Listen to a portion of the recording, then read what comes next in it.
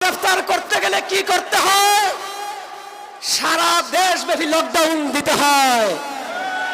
মামুনুল হককে আটক করতে গেলে কি করতে হয়? সকল মসজিদ মাদ্রাসা বন্ধ করে দিতে হয়। মসজিদে জুমার নামাজ পর্যন্ত বন্ধ করে দিতে হয়। রাস্তায় গাড়ি চলাচল বন্ধ করে দিতে হয়। দেশব্যাপী কঠোর লকডাউন দিতে হয়।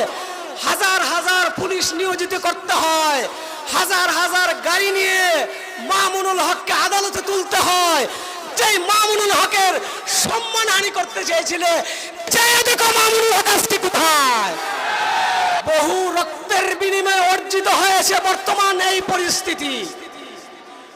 অতএব কোন স্বার্থান্বেষী মহল, কুচক্রী মহলের কুচক্রির কারণে আমাদের অর্জিত স্বাধীনতা যেন নস্যাৎ না হয়। দ্বিতীয় বিষয় হলো